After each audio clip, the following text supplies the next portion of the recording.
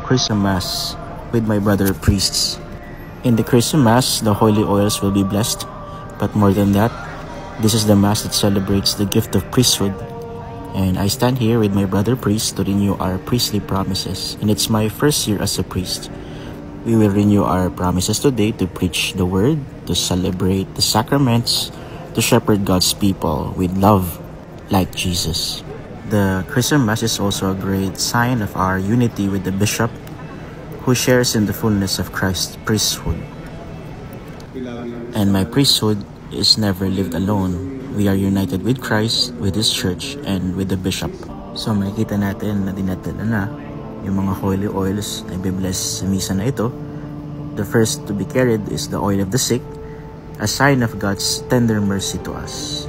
And next is the oil of catechumens. It's a symbol of strength and protection and used for those who are to be baptized.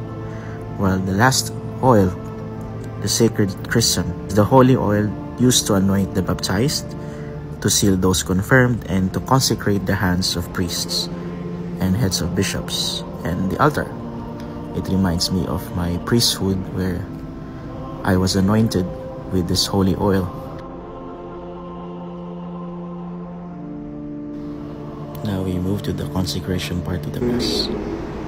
Therefore, O Lord, we humbly implore you, blessed Spirit, which we make holy these gifts, we have brought to you for consecration, that they may become the body and blood of His Son, our Lord Jesus Christ, as commanded to celebrate these mysteries. Take this solemn meal and eat it, for this is my body, which will be given up for you.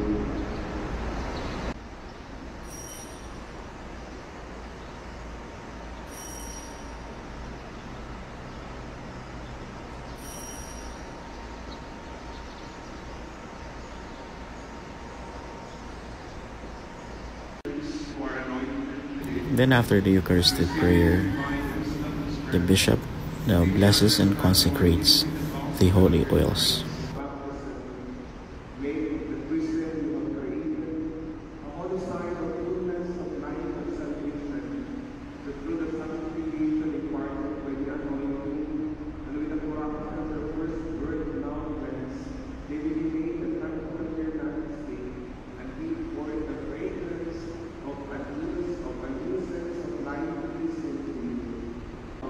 At the end of the Mass, dadalhin na yung mga holy oils, ilalagay sa mga paglagyan para maipamamahagi na sa mga parokya at sa mga religious communities. Papakitin kami dun sa Obispado de Cubao. Ayan, makit na kami at kukunin na namin yung holy oil, oil of the sick at chrism oil. So ayun, thank you very much for watching this video of my first Chrism Mass as a priest. Pagdasal niyo po kami mga pare na maging banal at maging maayos na mga pare. God bless.